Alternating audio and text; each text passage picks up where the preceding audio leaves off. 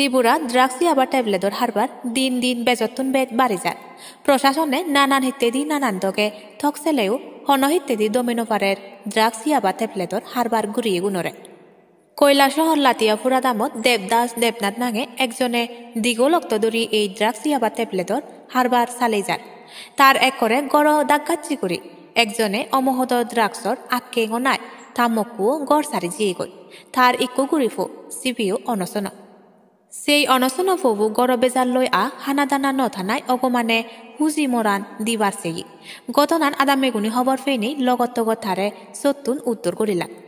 সেই জেরে আদামি ফারাল্লিগুনি থাইতিক গল্লাক দেবদাস দেবনাথর গড়ান তত্ত্বথালাজি গরিবাকই করি সেই থাইতিক মজিম বেন্নি বেকুন এগতরই নেই দেবদাস দেবনাথ গড়ত যে নেই তত্ত্বথালাজি গড়ি নেই দেবদাস দেবনাথ থামকুরে হিজু মিদে থিদে হাবে নেই গাজগড়াত বানে থয়ন গড়দৌর বাঙা সাঙা গড়ি দিদায় তত্ত্বথালাজি গড়ি নেই বালকানি মাতুলি জিনিস ফেয়ন সেই জেরে খবর দিয় কৈলাসহরর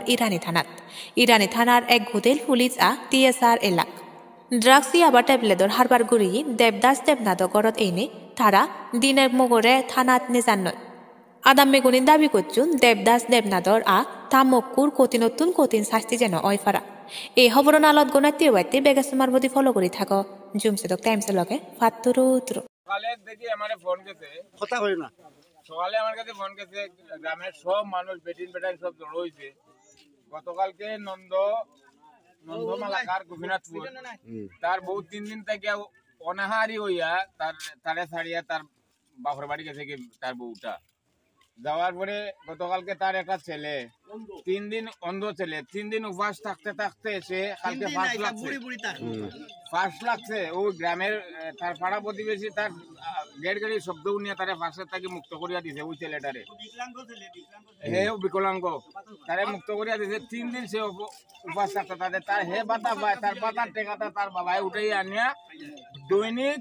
450 টাকার ব্রাউন সুগার খাইছে কিন্তু বড় চাউল আনে না বিক্রেতাকে ওই দেবু আর ওই দেবুর বউ